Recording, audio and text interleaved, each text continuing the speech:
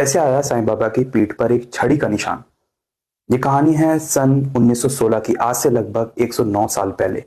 काशीबाई हंसराज नाम की एक महिला थी जो अपने हस्बैंड के साथ एक प्रॉब्लम लेकर शिरडी आई थी, क्योंकि नासिक में एक संत ने उन्हें बताया था कि शिरडी जाओ, वहां पर एक ऐसी शक्ति विराजमान है जिसकी देखने मात्र से ही रोग ठीक हो जाता है। अच्छा, काशीबाई हंसराज के हस्बैंड को ये प्रॉब्लम थी कि उन्हें अस्थमा था। जब वो दोनों हस्बैंड वाइफ शिरडी आते हैं और बाबा के दर्शन करते हैं तो बाबा उन्हें सलाह देते हैं कि आप यहीं रुकिए और कुछ परहेज करना है, आपको खट्टी चीजें जैसे कि दही वगैरह नहीं खाना है।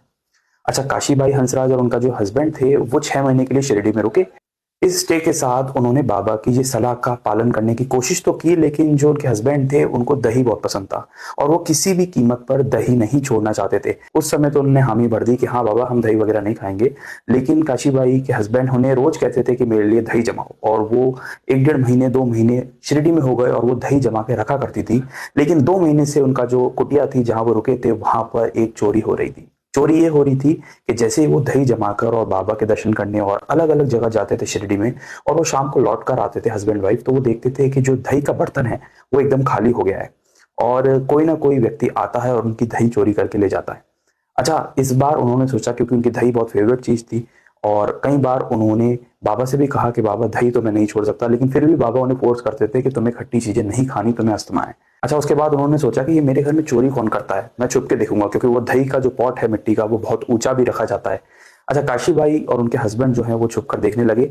अब जैसे ही वो छुप कर देखने लगे तो खिड़की के रास्ते एक बिल्ली आई और वो दही का पॉट खाने वाली थी। इतने में ही काशीबाई के हस्बैंड को गुस्सा आ गया कि ये मेरा दही रोज खा के चली जाती है और मुझे कुछ भी नहीं मिलता।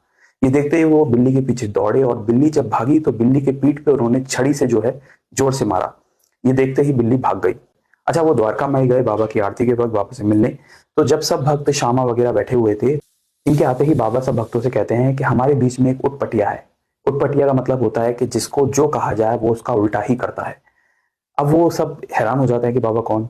फिर बाबा काशीबाई और उनके हस्बैंड की तरफ देख के कहते हैं कि मैं इनके घर गया था और इनकी ही रक्षा करने गया था, और ये जो है इन्होंने मेरी पीठ पर छड़ी मारी।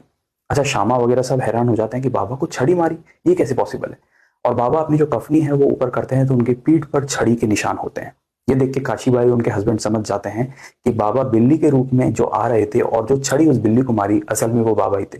फिर बाबा बोलते हैं कि मैं बिल्ली के रूप में 2 महीने से इनके यहाँ पर इनकी ही रक्षा करने की खातिर उस दही को छुपा रहा था ताकि इनको बीमारी ना हो, लेकिन फिर भी ये नहीं मानते हैं।